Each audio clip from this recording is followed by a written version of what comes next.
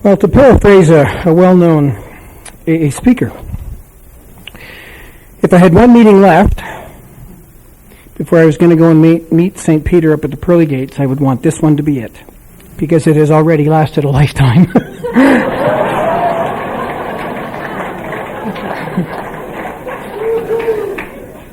I'm a slowly recovering Al-Anon, and my name is Rick Jatuk. Hello, everybody.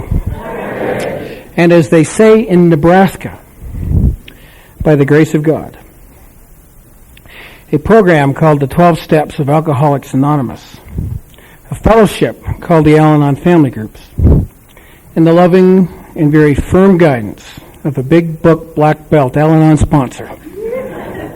It has not been necessary for me to plan any kind of murder, mine or yours, since April the 10th, 1987, and for that I am extremely grateful.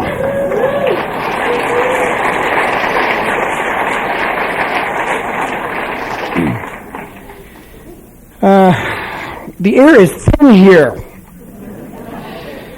I get out of breath just walking from my room, watching my room, I think is in another state, actually, but I get out of breath walking from my room just down to the meeting room. But this is my first time in Colorado, so I really am very appreciative for the invitation to come here. It's a beautiful, beautiful state. I must say it beats the hell out of the Shriners Clubhouse I was in last weekend in Des Moines, Iowa. No offense to the people from Iowa. Great people, but they don't have mountains there. A lot of corn. I'm really quite honored to be amongst some of the speakers that you have here this weekend. Just one of my dearest friends on the earth is here today, Mildred, and it's just a real pleasure to share anytime I have an opportunity to with my dear friend. And Mickey, I'm looking forward to hearing you tomorrow night. And Howard, I heard you once in Toronto, and it was a marvelous, marvelous talk. And I'm quite looking forward to hearing you again tomorrow morning. I'd like to thank Marion and Dave and JC and all that stuff. Marion gave us a great drive home up from the airport, and it's a good thing. You guys have a wonderful thing going on here. There is a spirit here that is different from other places.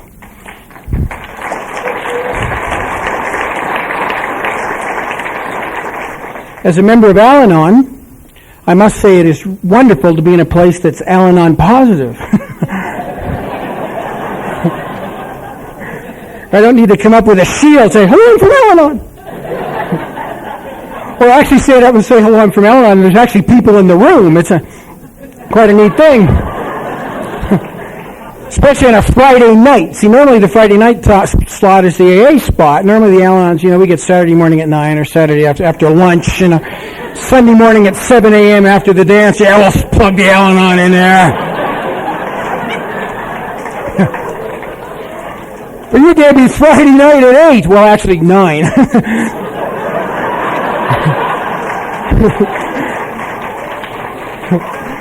Thank God there weren't more people. How many states do you have in the United States?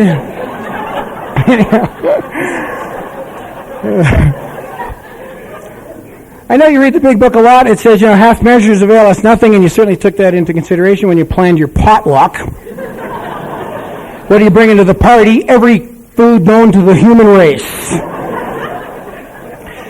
But isn't that an amazing thing? I'm not quite sure that it says that in the book, that we approach our illness with no half measures.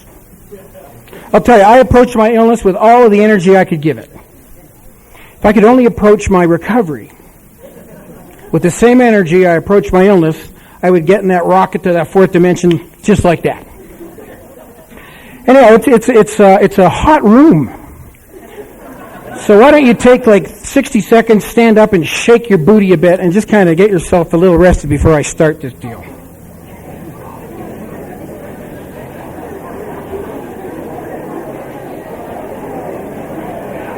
I didn't say leave.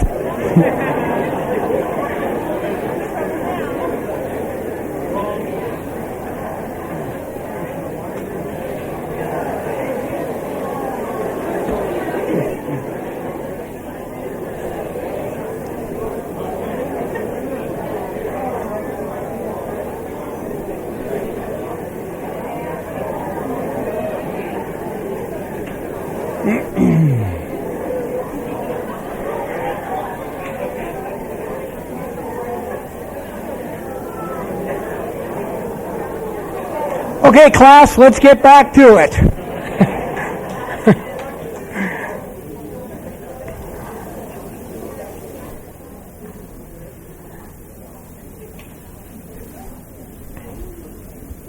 I have absolutely no memory of a time before alcoholism.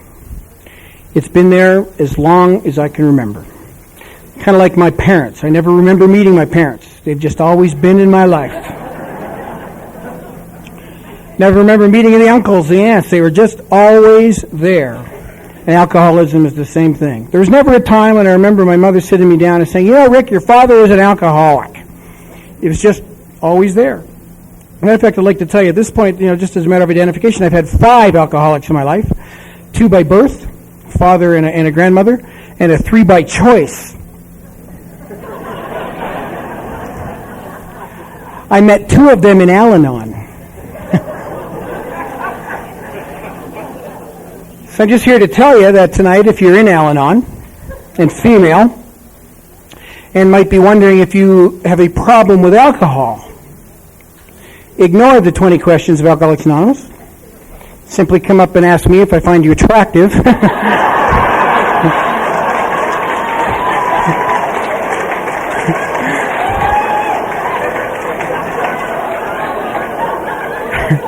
If the answer is yes, run like hell to AA. Just got to have the radar. Must I also have it for the alcoholic women, as I stand before many of you. It's an amazing thing to me how many times I get to stand in front of all of you and I can put these out. Ba-ding, ba-ding, ba-ding, ba-dang. Just don't have to act on it anymore. Anyhow, I was really quite a nervous little kid. I peed a lot. Still do, as you can see. Threw up all the time. It was the only way I could relieve the pressure. I didn't know that there was pressure. I just knew that I needed to pee a lot. And my mother became a little worried about her son, and so she brought me to the doctor. And they gave me this test, and they put little pinpricks up my arm and down my arm and across my shoulders, and they tested me for some allergies, and they gave me a blood test and all that kind of stuff. And we sat around for a while, and the results came back, and they said to my mother, Mrs. Chatuk, there's nothing wrong with your son. But I peed a lot, and I threw up all the time. And I used to do odd things, like I would go into my bedroom closet, and I would take all the clothes out and put them on my bed. And I'd bring a little table into the closet and a little chair, and I'd put a light over the bar that would hold the clothes, and I'd write a sign that said, "Keep out!" And I'd put it on the closet door, and I'd go inside, and I'd close the closet door, and I'd wait for someone to come in.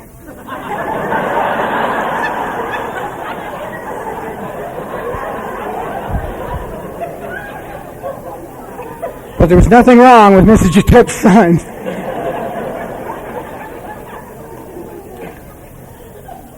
I can tell you that in my adult life, I outgrew the closet, actually. But in many ways, a big part of my life was saying to you, keep out, when inside I was screaming, come in. And for whatever it was about me, I could not let you in.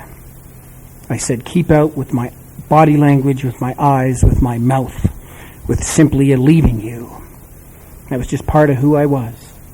But I'd like to tell you this evening that if they had a little test that they could give someone like me, where you could simply put a little pinprick in their arm and it would glow red with the disease that I had, mine would have glowed really red for this disease. Because the disease that Mrs. Jatuk's son had then and has to this very day is called alcoholism, the family disease.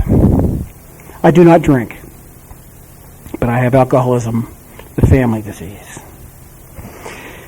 And it is a definable illness. It has symptoms as much as those of the alcoholic. Now, I did have an alcoholic at home. Nobody ever asked me that. I had a big one. My alcoholic. Like a pet. Kept him on a leash. You ever hear the alcoholic say, my Al-Anon? I always hear us say, my alcoholic. I think that's because, we need to have one of you to get in here. How sick is that? Oh, God. Got to know someone to be an Al-Anon. Like the tradition says, there must be a problem of alcoholism in a relative or friend. I always think, well, if the alcoholism isn't a problem, you can't come. But anyhow, we had that at home, and we had this alcoholic at home. And he would do crazy things. I'll just tell you one thing about it. My father used to love to do basically three things. He liked to garden, he liked to drink, and he liked to remove his clothing. And he would kind of start on a Saturday afternoon, and you'd think somebody who kind of had those three little things that he would do, that he'd start gardening in the front yard. But that really didn't happen. He'd start in the backyard kind of early on the Saturday morning, and he'd start drinking beer, and as the sun came up, because it actually does get hot sometimes in Canada, and he would start removing his clothes, and he would drink more beer during the course of the afternoon. More clothes would come off, and finally he'd reach to the front about mid-afternoon. And he'd kind of come in and want us to slather, like suntan lotion all over him. He was kind of like really a greased pig, actually. And there he's out there. And ladies and gentlemen, who are no alcoholics like we do from our side, you kind of just know the vision that I'm talking of here. It's like some dude just say, put the clothes back on. And so there's my dad out front, and he also had an anger problem as well as his drinking problem. And really, he wasn't naked. It was kind of like a thong. And you just take like some Bermuda shorts and roll them up as high as you can and get them down as low as you can, and the belly hanging out, and the brown stubby bottle of beer, and the cigarettes, and in the gardening, and all the neighbors going, oh my God. And then he sometimes you get pissed off at somebody in the street, and he'd go running after them. And he'd catch them, and there's this lathered down alcoholic in the middle of the street, the belly flopping, and just vision my mother. Oh, you hunk, get in here now. I want you. She's got those juices flowing. And isn't that amazing? Those of us who have been with alcoholics, as I have, we kind of lie in bed, and they kind of crawl in smelling of alcohol and cigarette smoke and all that stuff, and you kind of go, man, they didn't ever smell like that before. Did you bring the garbage in with you? It's like, you just don't know what that's like if you're an alcoholic. But there we would lie. I don't know if you did lie there. I just lie there. There she is. And, okay, how are we going to handle this? And then, you'd smell the other guy's aftershave, and you go, I really don't want to know this part. But anyhow, there's my dad out there screaming at somebody. And there we are, in the home, looking out the window, afraid to show our face. He's out there doing that. We are embarrassed. Years later, I'm happy to report to you my dad got sober. That was a happy day. Stopped taking his clothes off in public, anyhow. And he got the stickers, and he put them on the back of the car. Easy does it, and let go and let God. And along the way, my mother said, for God's sake, Donald, everybody's going to see those bumper stickers. And we don't let. They're just out there and getting naked and gardening. They want to. We're going on them. And ashamed and afraid to show our face. Amazing thing, eh? Along the way, my mother met some kids in Alateen, if you can believe that, in 1967. I was 11 years old. She invited them into my house. They were coming to a conference in Toronto. This active alcoholic home came these 4 Alateen members, and an absolutely incredible thing happened to me when I was 11 years old. I met you. And for the first time in my life, I felt that it was okay just to be with people. And they brought me to a conference the next day, and I just enjoyed being there. And I went to an Alateen meeting a few weeks after that, and I heard incredible words. They said, Rick, your father is an alcoholic. He is not a bad man. Listen to that. Rick, your father is an alcoholic. He is not a bad man. He has a disease. He is not a disgrace. Drink that in. As a young boy, I absolutely needed to know that. And that's helped me a lot, because there was like 8 or 9 more years of drinking to go. And the Alateen program the Alateen Fellowship brought me through that. I can't say that when I was in Alateen I really practiced the program a lot. I don't know that it's possible for a 12-year-old, a 13, a 15-year-old boy to admit that they're powerless. You're just starting to feel it. It's surging through you and say, "Admit we were powerless." Like hell!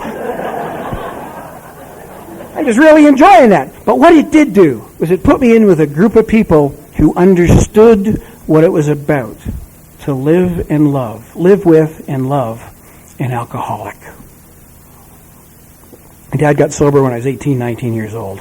That was a great thing. When I was 21, they kicked me out of Alateen. I loved Alateen. A wonderful thing. A couple of times my father stood up at these podiums and shared together. What a great thing that was to be able to do, to share with my dad about our own growth and our own recovery. I wish we could do that today. 6 years ago, on an Easter Monday, I went up to visit my father. And after 20 plus years of sobriety, I sat down to have dinner with him, and I watched him drink again. And that hurt. And the relationship that we had been building as me, a person in my own recovery, and he, a person in his, became strained. And I went back and I phoned my sponsor immediately, and she said, Rick, remember that alcoholism is a cunning, powerful, baffling, and patient disease. And so if you are here tonight and you're in Alcoholics Anonymous, and you've heard your peers say, hey, buddy, if you go out and drink again, you're not going to pick up where you left off. You're going to pick up where you'd be if you had never stopped. If you will accept an observation from the son of an alcoholic, your friends in Alcoholics Anonymous are right. Because he did not pick up where he left off. He's way, way farther worse than he was when he stopped. It is a particular challenge for me in my own recovery now to be the son to my father that I need to be while he is drinking the way he's drinking. But anyhow, I reached 21 and they kicked me out of Al-Teen and I found an Al-Anon group. It was full of women. It's kind of like my harem, really. The guy would come in, and my mouth would say, hey, welcome. My eyes would say, get the hell out of here. Go find your own woman.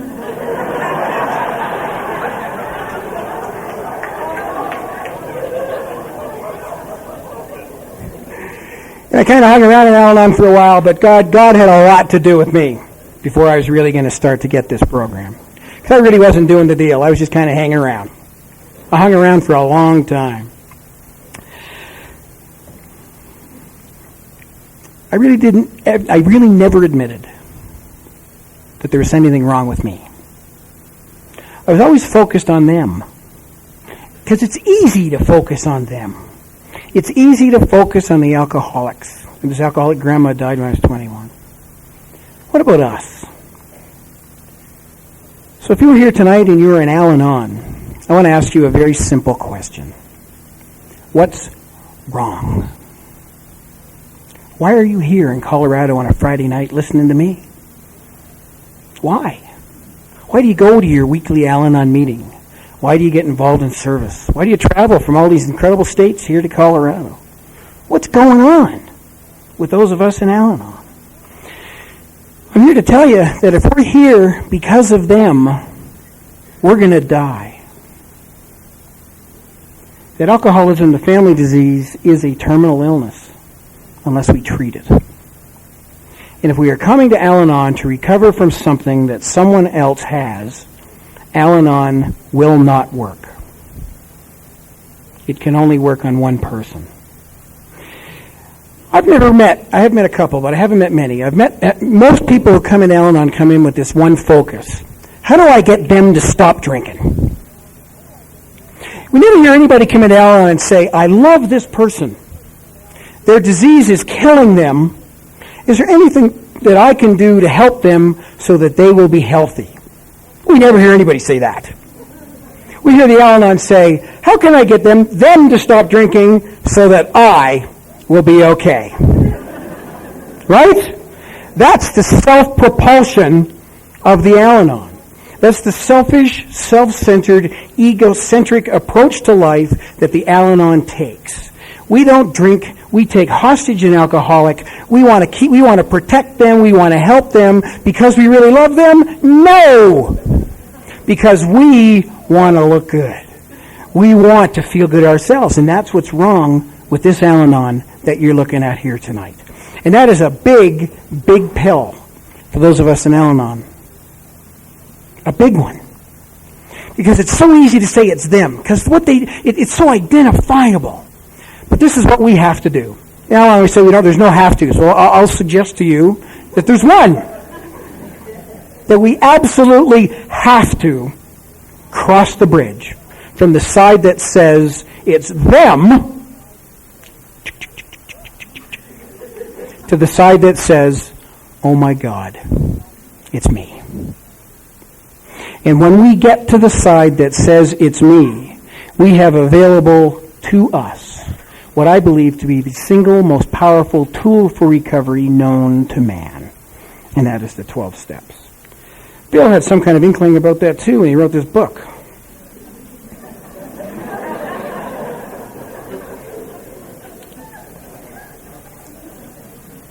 Page I'm looking for isn't in the book.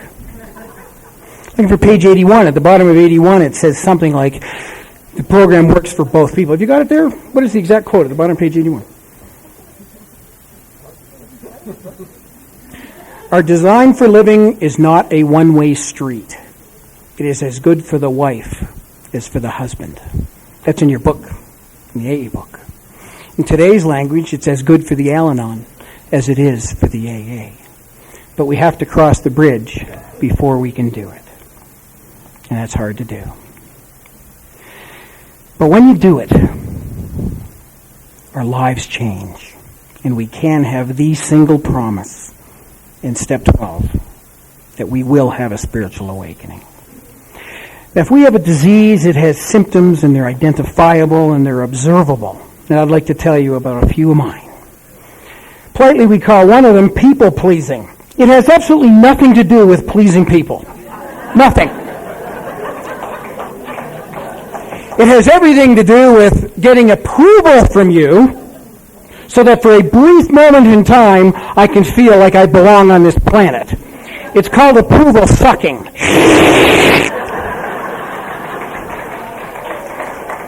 Kind of take that in a bit. Because you see, I am a selfish, self-centered, egocentric Al-Anon. And really, pleasing you has no relevance to me. However, the way you look at me is of profound importance to me.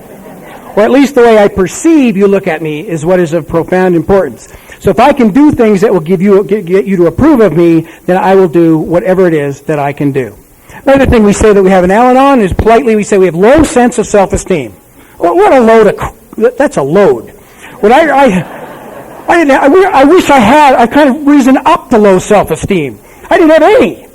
I just none. I'm talking about the no kind of self-esteem I had was this. That I'd be able to go to get my hair cut. I did have some at one time in my life. And what happens when you go to the barber? You sit in a chair and you look at yourself in the mirror and there's a guy standing up behind you and he says these horrifying words. How do you want to look? Well, if you can't stand your image, like I couldn't, you can't say, I want to look like this. What I wanted to scream was, I just want to disappear. Or I'd go into the store to buy a pair of pants. And they have 3 mirrors when you buy pants. I couldn't stand it. I couldn't stand to use the telephone. I was afraid to call you. For whatever this was about me, I'd be walking down the street and I'd see my, reflected in a store window and I'd look the other way. Or somebody would point a camera at me and I'd make a funny face or I'd run away. I absolutely could not stand my own image. That is not low self-esteem. That is self-loathing. Nobody ever told me to loathe myself. Nobody ever told me that. But dear friends, somewhere along the way, that happened. On the outside, I did the best to fabricate and manufacture to look as good as I could, but inside I was a mess. And I was terrified that you were going to see that. But there's other things, too, that this Al-Anon did. And one of them, the absolute top of my hit parade for Al-Anon symptoms, is this one. I was not looking for someone to love me. I was looking for someone to desperately need me. I did not know that. I did not verbalize those things. It was just some kind of unconscious approach to life. I'd been an Al-Anon for about 10 years, and I met her. And it was a marvelous thing. And all the Al-Anons kind of always giggle when we talk about meeting that one person. In the way I met this one person, it wasn't even in face-to-face. It was on the telephone. And this was the circumstance. I'd applied. I was a music student. I was going out to study in kind of in the Rocky Mountains in Canada, in a little town called Banff. They had a marvelous music school there. And I had applied to go to this music school, and I had been accepted. And the program I had applied to go to and was accepted to is a program for brass quintets. I played the tuba, and we had these 4 other brass players. And the guy who accepted me said, hey, why don't you contact the other 4 people, have a few rehearsals before you come out to the school, and you'll be that much farther ahead when we start the program. Now that makes sense. That's a good idea. I phoned 3 of the people, we made an arrangement for a rehearsal, and then I phoned her. I'd never met her. But over the telephone, I'm here to tell you that my antenna go boo right over the telephone line too. Kind of like it was a lust fest. This was supposed to be like a 5-minute conversation to arrange a rehearsal. We kind of got into this hour-long, like I was drooling practically, talking to this woman. And she had done so many things. You see, when your fundamental approach to life is as a nothing, and you meet somebody who has been places that you want to go, and has played music with people that you want to play music with, and has met people that you want to meet, and has done all these things that you want to do, and she's done it, it's kind of like, and I found that starting to happen to me. And we started to talk on the telephone, never having met. And one day I was at my summer job. I worked in the liquor store for my summer job. How about that? The alcoholic father of a guy I knew in Altine got me the gig. So I was at work in the liquor store on this Saturday afternoon, and she phoned me, and she was drunk. And she said, my boyfriend stood me up. I drank this bottle of wine. Do you want to come over? I've been in Altine for 10 years. A small little part of my brain went, bad. Another gigantic part of my body went, yeah! No, I didn't know that. I did not know that. I just kind of went, and we started talking more and more on the telephone, and she started telling me about these other things, like horrible things that happened to her, her father would beat her up, and inside I'm going, oh really? Well, I can help you with that. I didn't know I was doing that. But there was something sickly attractive about it. She told me about her brother throwing her through a plate glass window. I said, oh, I'll get the bastard for you.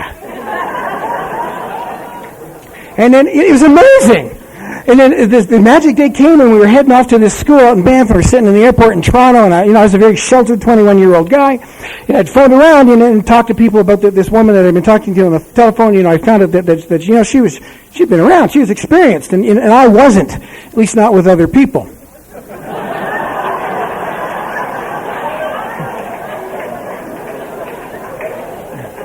Said that in Iowa last week. Somebody went, woo!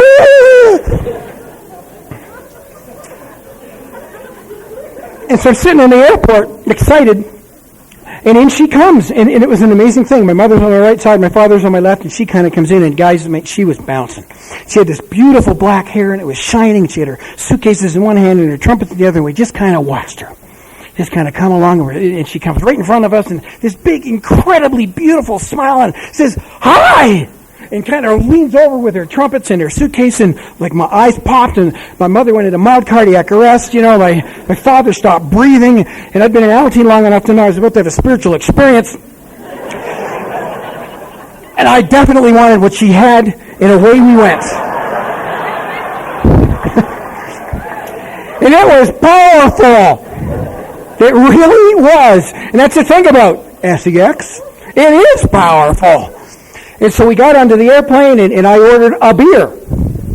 And she ordered a beer. And a second, and a third, and a fourth, and a fifth. And if there's any one thing I say tonight that you can absolutely take to the bank, it's that she had 5 beers. Because if there's anything an Al-Anon knows how to do, it's count. That's right!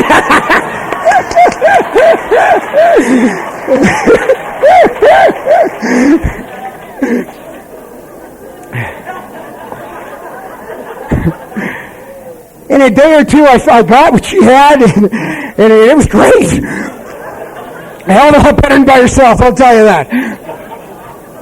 But but there was still, my sickness was still, it was kicking in, I'll tell you, big time. But there was something amazing that was about to happen, because we'd play music, and we'd do it, and then an incredible thing would happen. We'd have therapy. And she would tell me her problems, and Ricky Doodah would fix them. And that felt great, because you see, if your fundamental approach to life is believing that you are a nothing, and somebody is coming to you with their problems, and you are fixing them, and you have not truly accepted a higher power, and you need a power, this became my power. In a couple of weeks into this arrangement, Mildred calls it a parasitic entanglement. Heard another guy a couple of months ago call it two ticks without a dog.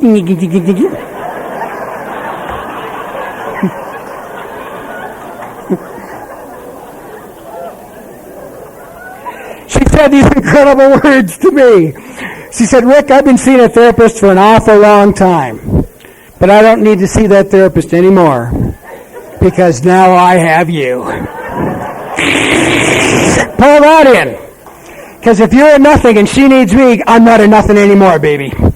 I got her. And, I kind of walking around, like Bill talks about it in his story, he talks about he took his drink and he felt like he had arrived. I felt like I had arrived. And I kind of walked around with my prize, kind of like a dog catches a car or a bone or something. Look what I got, look what I got. And people are going, what's he doing with this person? And then I got home, like the guy who was my sponsor in Alateen at the time. And I said, well, Jerry, deep down inside, there's a beautiful person, and I'm going to help bring her out. That I was going to help bring her out because I cared about her? No. I just cared about me. And if I could do that, would you not look at me and say, boy, that Rick is one hell of a guy. That was where I was at. But after a while, I was like a dog that catches a car. What do you do with it when you get it? You keep it.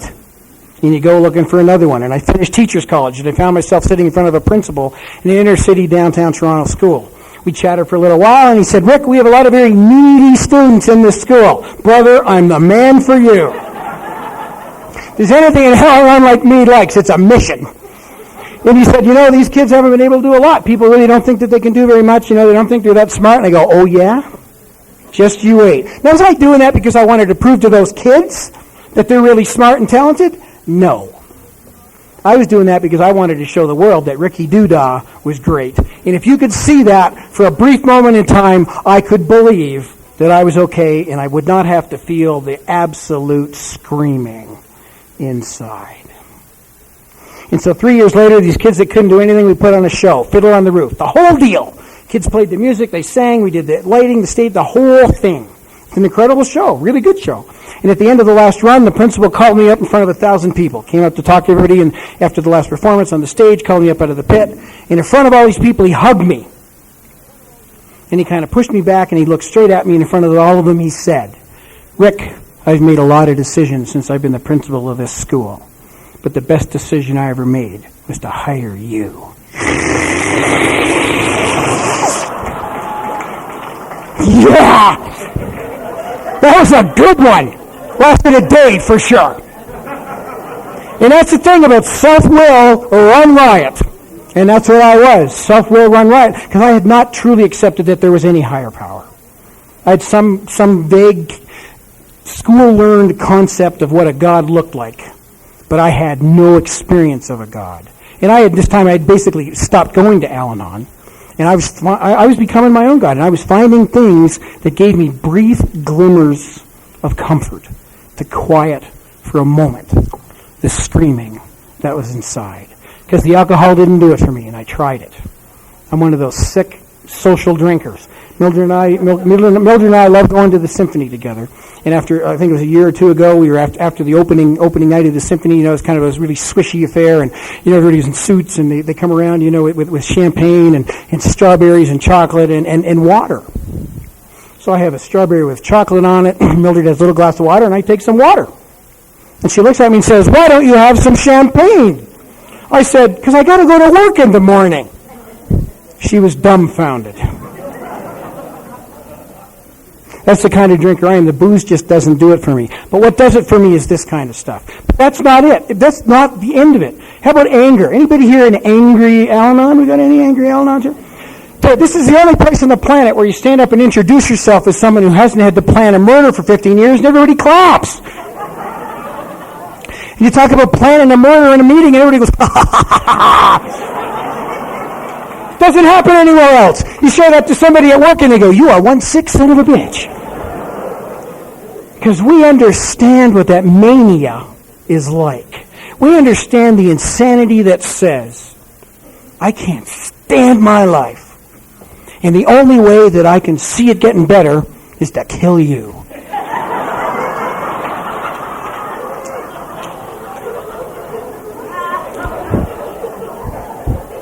It's one hell of a definition of insanity, don't you think?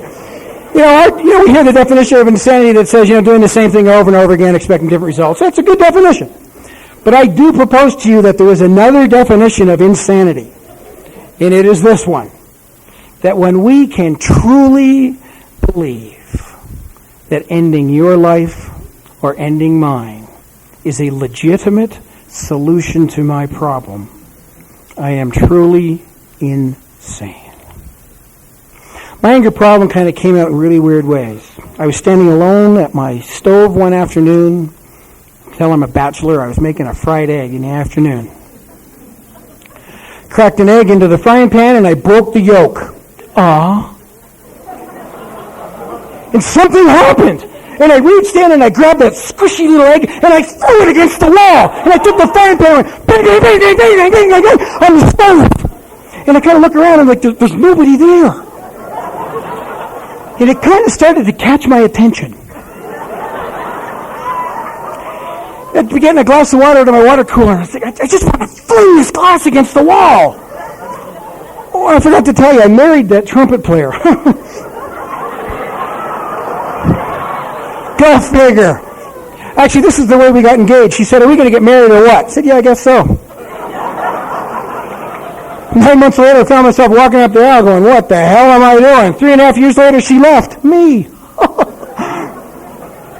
I went running back to Al-Anon, and I was like a sick Al-Anon, because I had been in Alateen for all those years and hung around in Al-Anon, and I kind of went back and forgot to tell people that I'd been away for 3.5 years, and that, I kind of knew I knew the lingo. We can learn the lingo in AA and Al-Anon real quick. It does not mean we are recovered. It just means that we listen and we learn the words, but we don't know it. And I wasn't living it. I was sharing at my meeting one night about step 12. I'm having this marvelous spiritual awakening. I was the group representative in Al-Anon, that's what we call your GSR. I was the group rep. And as I was sharing about this marvelous spiritual awakening, and how this higher power was my best friend, and how I just hang all my trust on the hook of this higher power, these two people next to me were playing with each other's shoes. And a rage came out of me in my Al-Anon meeting that I really had not known. And I screamed bloody murder at them that I was sharing. And then I went back to talking in sweet, soft, dulcet tones about this marvelous spiritual awakening. And there was kind of this collective gasp in my Al-Anon meeting. The GR is killing somebody at the back of the room. And they sure didn't want what I had at that moment. And at the end of the meeting, nobody had talked to me. And they were afraid of me. But there was a part of me that liked that they were afraid of me. This is how sick my disease is. Because, you see, if you are afraid of me, I have some protection. Because if I can hold on to some of my anger, or if I can just veil it, and if you get too close, I can burst out at you and push you away. Keep out when I want you to come in. Started having these odd things happen in my meetings. I'd be standing talking to somebody and they'd be telling me what's going on in the recovery, and I'm kind of looking at them, nodding and thinking, I'd like to put my fist right in your face. That got my attention. Then I did this thing in the meeting and someone said, Rick, you got to do something about that. And I was finally ready to do it. So I opened up the book, it says count to 10. So if you got the kind of rage I'm talking about, count to 10 does nothing. Just gets you 10 times more angry. 1, 2, 3, and by the time you get to 10, you're ready to explode. And so I sought outside help for my anger and for my rage. And I'm here to tell you that there are incredibly gifted human beings out there to help us with this stuff. There are. And Al-Anon brought me to the point where I just needed to go seek some help around that. And this guy did a lot of stuff with me, and I found out the root cause of my anger and rage. Because you see, in actual fact, my dear friends, I was not angry and I was not rageful. I was terrified. I was absolutely terrified of you and of life. And the only way, because I had not accepted a higher power and it was self-will run riot, the only way that I could find any semblance or any perception of protection was to be angry. And that's what it was for me. Knowing that, the program has really, really helped me to get through it. So I'm here to tell you tonight that I haven't felt like smacking anybody in the mouth for a long time. So please do come up and have a little chat with me if you feel like it. I promise I won't hit you. Just like to end this section with this one little thing. Remember that anger and rage has two sides. Homicide and suicide. A few other things too. Love being a victim. Sweet. Being a victim is just really one of the most sick, sweet things you can do. You just kind of wallow around in this, and it's really quite pathetic. There I was like a 35, 36, 37-year-old man blaming everything in my life on my father. And the sad thing is I found many people who would just kind of go along with that. That's okay. Man, if you find someone like that, run from them. What we need is someone to say, hey, don't you think it's time you took responsibility for your own actions? I was a whining victim. You know what the definition of whining is? Anger escaping through a very small hole.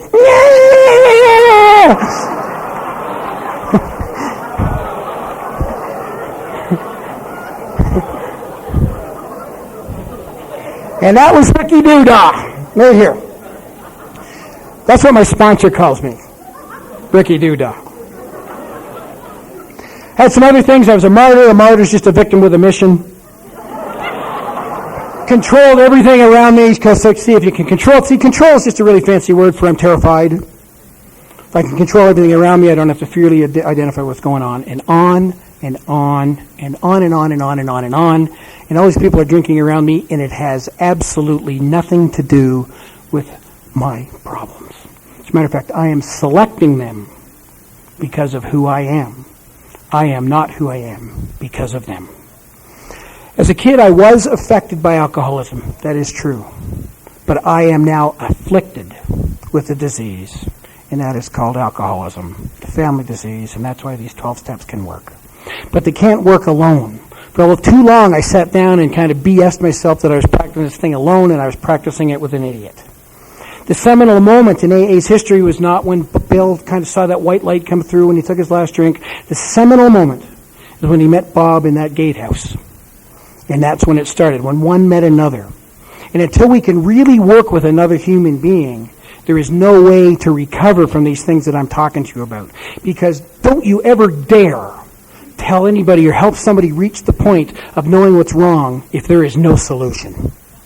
Because basically what I've been talking to you about is step one, that my life was, I am powerless. Absolutely powerless, and I was seeking power in every place other than in the right one. And my life was absolutely and totally unmanageable.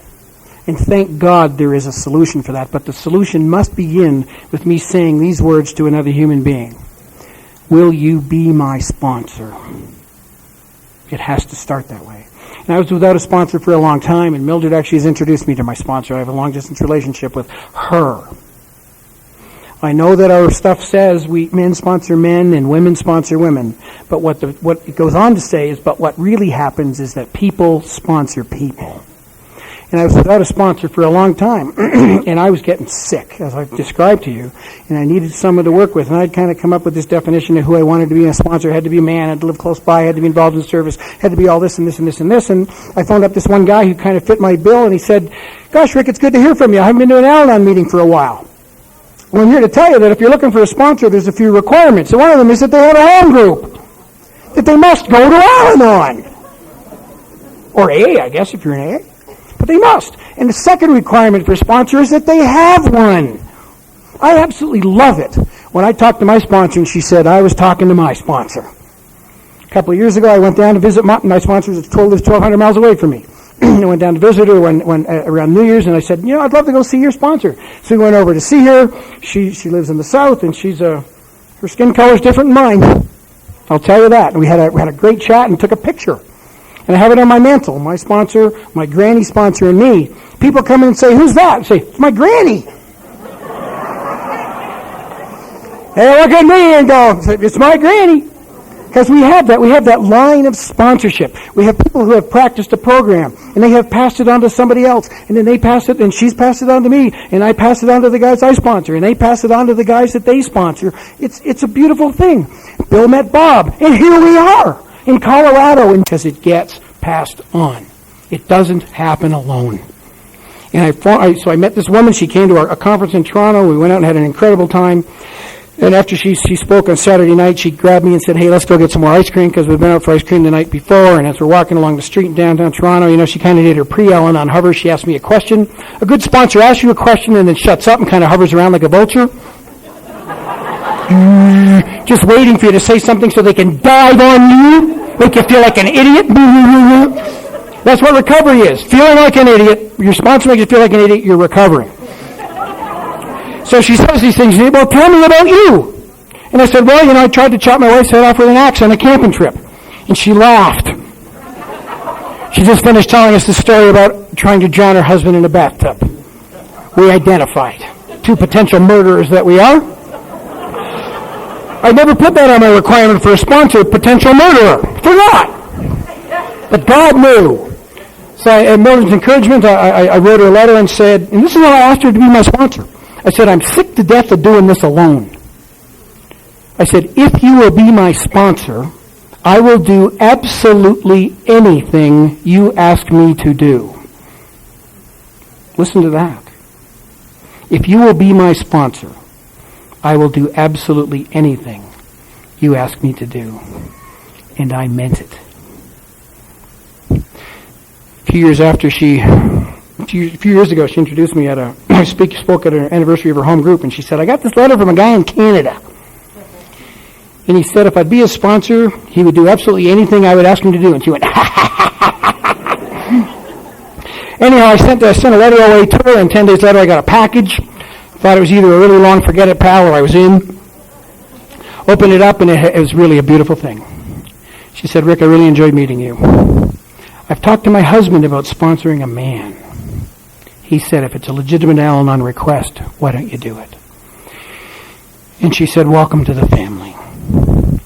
And after being an Al-Anon for 10 years, and Al-Anon for 5, and leaving for 3, and coming back and being back for another 7 or 8 years, I had finally reached the point of enough pain where I was willing to allow someone else in to help me.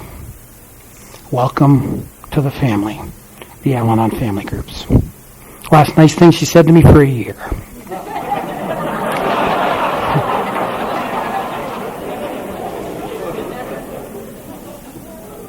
She said, you will start. Actually, what she said, you'll phone me every week.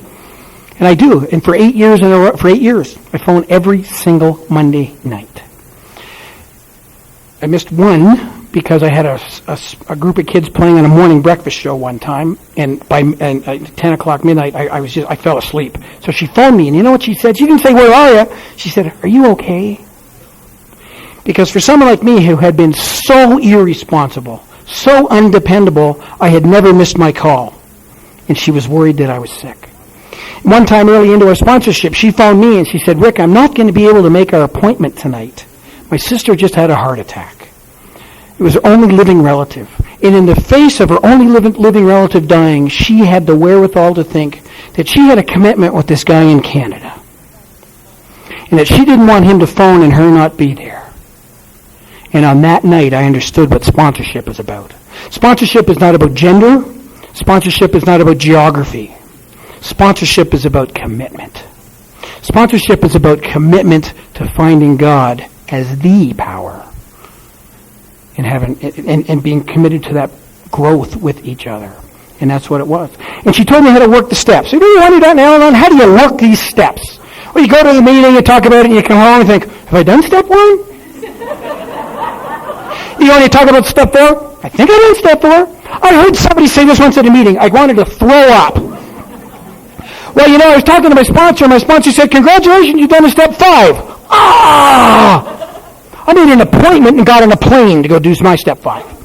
I mean, these are specific, concrete directions to action. It says that in your book.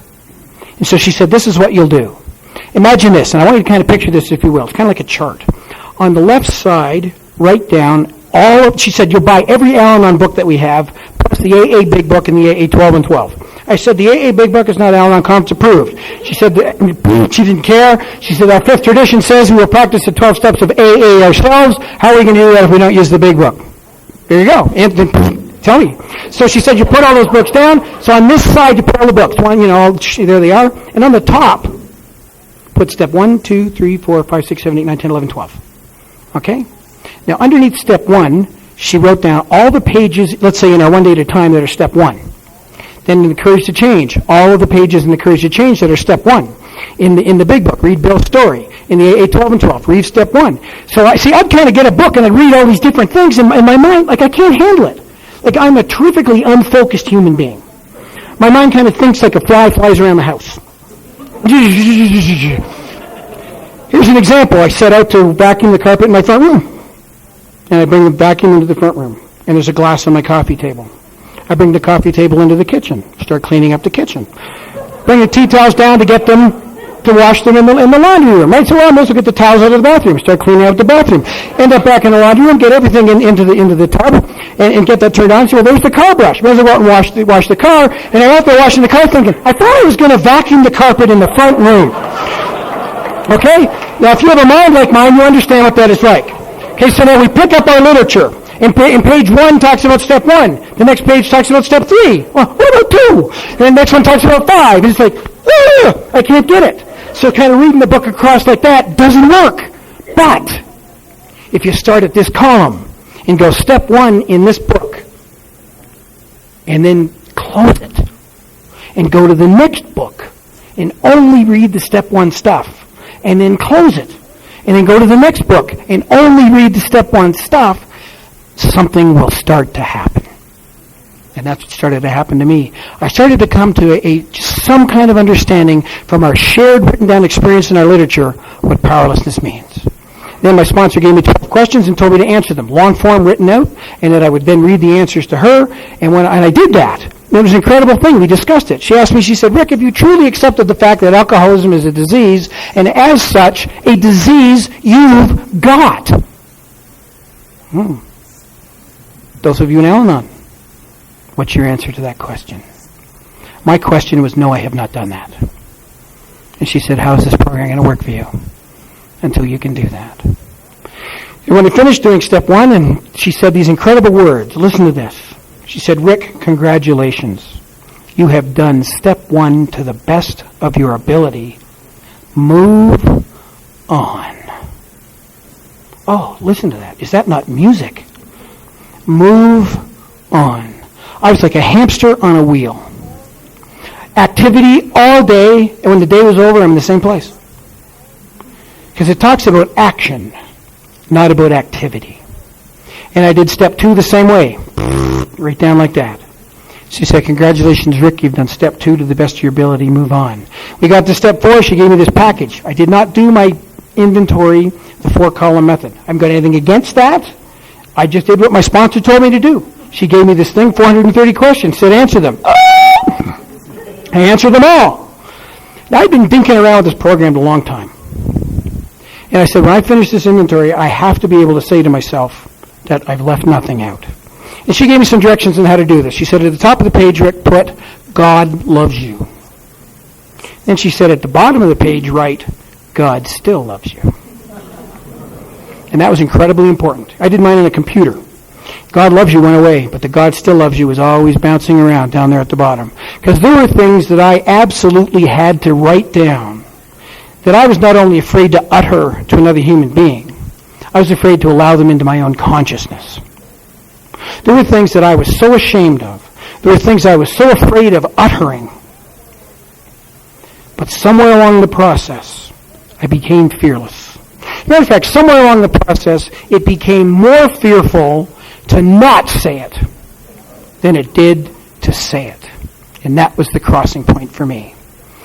And then we go to do step 5. We admit to God for forgiveness, to ourselves for honesty, and to another for humility. And I got in the plane and I went down to see my sponsor, and for 2 days she sat and listened to my 5th step. And when we were finished, we went out into her backyard and we burnt it, page by page, and said a prayer together. Please, dear God, help Rick move forward into a new way of life with you as his guide. The higher power, not my power, the higher power. And when we went back in, we sat at her kitchen table, and I said to her, there is not a thing that I have not told you. And she said these incredible words to me. She said, Rick, I love you more because I know you better. See, friends, I have been wanting to get there all my life, but I've been walking that way to get there.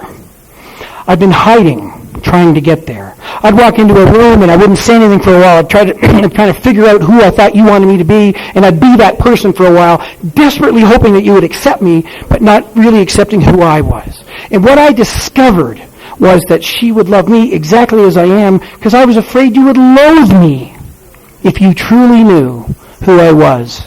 And what the spiritual gift of this program gave me was this sure knowledge that I, as I am lovable.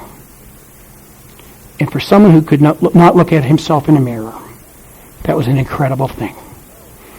And there were 7 steps to go, as I said in the workshop this afternoon, and you'll be happy to know I am not going to talk about all 7 more of them. That, we could, but we're not going to. I'd just like to, I've been talking for 57 minutes. My little timer here. I will go for another 5 or so, and I'll tell you a story, and then I'll sit down. I've, as you can surmise, I've had some problems with relationships. After the 3rd alcoholic relationship, it really was, oh my God, how could I do that? And that really is about me, because we hear in Al-Anon all the time, the common denominator in all your relationships is you. And it's true. Silly things we say, and they are true. And at the end of that 3rd one, man, it was just abundantly clear to me that my picker was busted. And so my sponsor said to me, no, Rick, I think you need to take a bit of time off. Translated in Al-Anon speak, that means celibate. And I said, well, I'm willing to accept 4 months. And so she said to me, this is what you need to do. She said, you just need to take a little breather here. You need to take some time.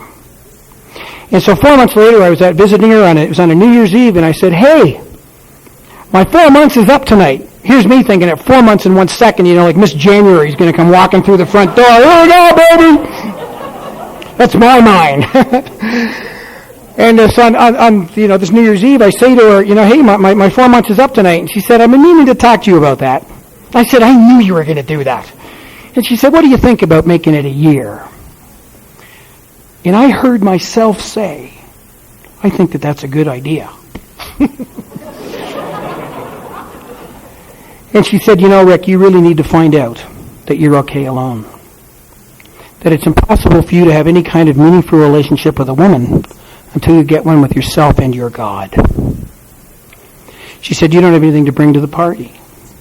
You got to get something. And you got to take some time to work on yourself.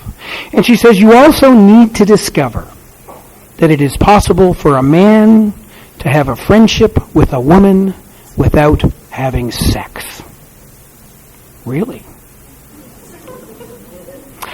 Is there any other guys in here that didn't know that? I didn't. And so I made the commitment a year. And it was an incredible thing. I started to have friendships with women, and I absolutely knew that there's going to be no playing around here. There's going to be no coming on to anybody. It was just I was going to try this out. But again, in my mind, I thought, after 1 year, 1 year and 1 second, and she's going to come, and we got it. Well, God had a totally different plan for me, because 1 year is up and nothing happened. I had some good friends, but living alone. And a 2nd year went by. And a 3rd year went by. And a 4th year went by. I started to get a little nervous.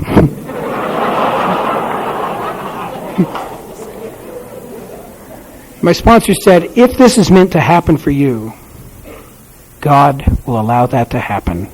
You just continue doing what you need to do to become the best human being you can be. 2 years ago, I was at an Al-Anon thing in Toronto, sat in a chair in the back of the room. A person came and sat beside me, and I kind of looked over and went, all right. And I simply reached out my hand, and I said, hi, my name's Rick. She said, I know who you are. I liked that. And that's all I did. And then and I didn't do another thing, because it was very, very important for me, and remains important to me to this very day, that we respect our rooms and the sanctity of what it is that we do here. This is not a place to pick people up. We do meet people here. Heard a guy say it this way last weekend. He said, if you're coming to AA or Al-Anon to meet people, the odds are good, but the goods are odd.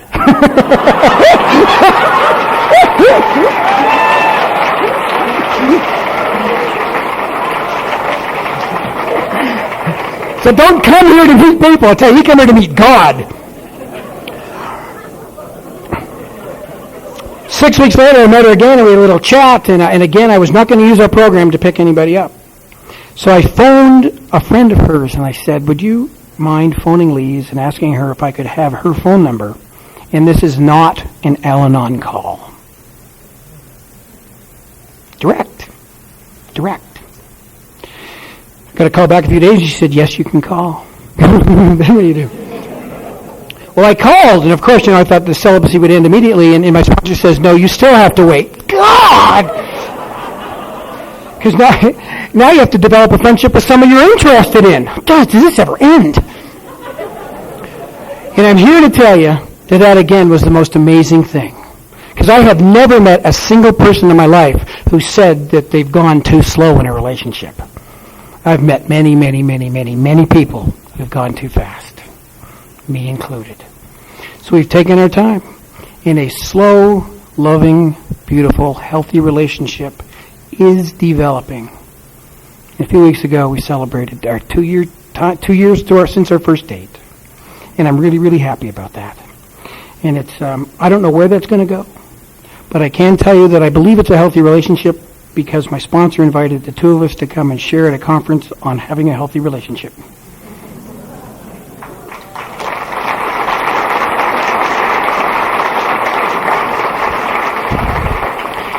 And my father,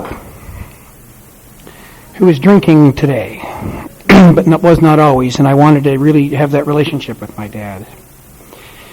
And as a man, I responded to my father always as a boy. And as the older I got, I was uncomfortable with responding to him as a boy, but I was going looking for approval all the time and all that kind of stuff. And along the way, it just dawned on me that I need to be a man with my father, and that's what he wanted. And I needed to spend time with my dad. As a man who was recovering, I wanted to have a relationship with him. And so I started to say, why don't we try doing some things together? And my father was a great outdoorsman, and he said, well, let's do a little bit of canoeing. So we took a one-day canoe trip, and it was really, really great. And then we took a 2-day one, and that was fabulous. And of course, half measures avail us nothing. So I said, well, let's try a really good one. Let's go for 14 days. So he said, sure, let's do that. Not just some little dinky thing around where we live. I said, let's go so far north that the sun doesn't set. Good idea. And so we paid for this trip and went away, and it was 4 planes to get there. It's in the Northwest Territories, and we're so far north that the sun did not set. And this tiny little plane landed on the shore of this river, unloaded all the stuff, and said, 14 days that way. And the plane took off, and there we were, my dad and I and a guide and another fellow, 2 canoes, 4 people, and I think, man, I'm going to bond with my dad. So, now, it's one thing to go away for a day or two or, to kind of talk to Dad, but, when you haven't lived with somebody for a long time and all of a sudden you're with them 24 hours a day for 14 days in a row, you start to find out things that you forgot. So we're in this canoe, and we were going down this raging whitewater river. The first half of it was, relatively calm, but the bottom half was murderous. It's so the water was so high, you had to put these skirts over the canoe so you wouldn't swamp. And so the deal was that in the first half of the trip, they taught you how to do some of the maneuvers to get through this wicked whitewater. At the second half, and one of the things you have to do in whitewater is you have to make you have to stop in the canoe. And the canoe doesn't have any brakes, so you need to you need to do this thing called an eddy turn.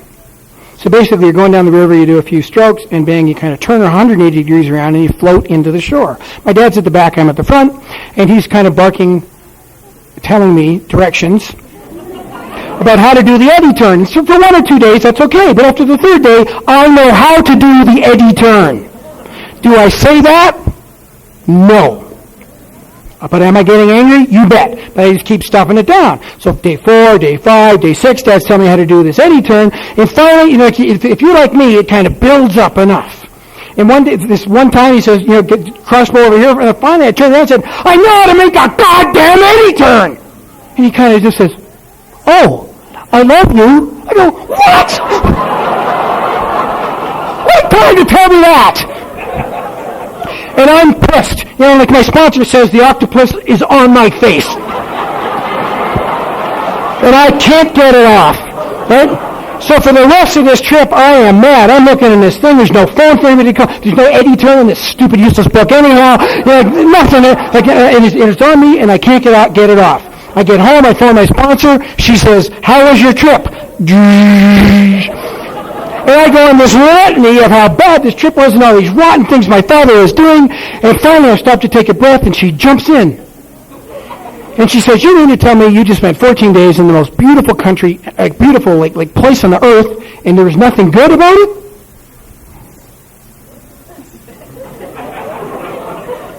Yeah. Busted! So she gave me an assignment. A good sponsor gives assignments. Mine gives me lots of them. She says, "You will write down over the next week all of the good things about the trip." Okay. Thought about that, wrote it down on Monday before I called her, and I found some. Amazing. I found some. And so I read them to her. I said, "Hey, I got them, and here are some of them." I said, "My dad helped me raise some of the money, helped me pay for some of the trip. It was an expensive trip." I said, "That's a good thing." Then I said, "My father is an incredible outdoorsman. My dad knew more about the geography, about the weather, about the plant life, about the animals than the guide. He was teaching the guide about that stuff, and his son was proud of him, and his son forgot that." My father was over 60 years old when we were doing this trip, and it challenged me. The guide could not believe my father was 60 years old doing a trip like that. But then something else happened. See, I'm afraid of heights. And one of the activities on the trip was to stop, have a little bit of lunch, and hike up a mountain. I went. I don't know why. I was unconscious. We get halfway up the mountain to stop, and the other guys are standing around admiring the view, and I'm going, "Too far, pal."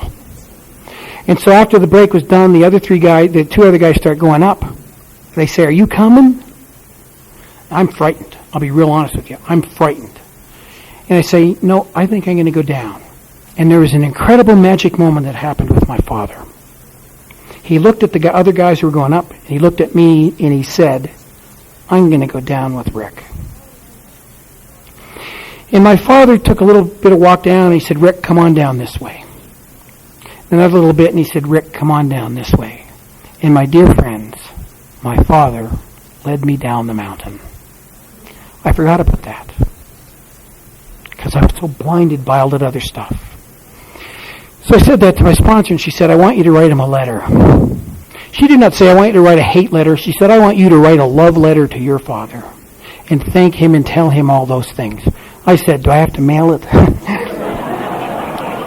She said, "Yes, you do." Action and more action. And so I wrote it out, and I said, "Dad, thank you. Thanks for helping me with the money. I was so proud of you that you knew so much. I hope I'm in the kind of shape you're in when I'm 60. And thanks, Dad, for leading me down the mountain. This was an incredible trip, and I feel so much closer to you as my father." I said, "Dad, I do love you." And I sent it away, and as I was walking up to the mailbox and to put it in, I said, "This is the action. This is doing it. This is doing the deal, because he's going to get this." A few days later, he called me, and he'd been crying. And he said, "Son, I got your letter." He said, "Rick, it's the most beautiful thing I've ever received in my life." He said, "This is a real keeper." He said, "When I'm feeling down," he said, "I'm going to take this out and just have a read of this." And you know what my dad does today? He has the letter in the little photo album, and he shows it to people. He says, "Look at what my son gave to me." And then he started to drink again. And I didn't know what to do. And my sponsor said, "Rick, you have to be the best son to your father that you can be." And I stopped again, seeing that my father was a talented, wise, intelligent, smart, gifted human being who loved his son. It's because you see, my father's an alcoholic. He is not a bad man. And at the beginning of June, my dad sings in a choir. And I went to see a concert of my dad singing in a choir with these other 50 elderly men. And I saw a man. I did not see an alcoholic. I saw someone who is musically talented, who is energetic, who is kind and loving to people around him. God allowed me to get through the vision of the alcoholic to the person. And Al-Anon does that for us so beautifully. I have discovered a power here, and I am not it, as we all know that. There is a power in this universe. The God that I have come to know today is so far removed from the God I thought I knew before that I can't even make an A to a B comparison about that. But there has been an experience with a power in this universe that is working for me. And that has happened through doing the things that my sponsor said to do. She said, Rick, you cannot think your way into health. You have to act your way in. There's a picture that hangs in a chapel off the side of St. Paul's Cathedral in London, England. It's a picture of a traditional robed figure standing at the door with the right hand raised, knocking on the cottage door. In the left hand, it's holding a lantern. The top of the picture says, the light of the world. There's a conference in Southern California called the South Bay Roundup. At the end of each of their meetings, they ask everyone to stand and have a moment of silence. And they say the Lord's Prayer there. But to hear the Lord's Prayer, before they say the Lord's Prayer, after the moment of silence, they hear this. In the picture that is in the chapel, off to the side of St. Paul's Cathedral in London, England, of the traditional robed figure standing with the door, hand knocking on the door of the cottage, says this underneath. Behold, I stand at the door and knock. If any man hear my voice and open the door, I will come into him and have supper with him, and he with me. And as we all know, there is no doorknob on the outside of the door. It's on the inside. And our God is knocking. And at the South Bay, they do that each time. Listen for the knock. Listen for your own knock, because God is there. God will bring us to sanity. And remember this one very simple thing. Our problem is a problem of the mind, and we can't fix it with the mind. We need to act our way into right thinking. God bless you all, and thanks for inviting me to Colorado.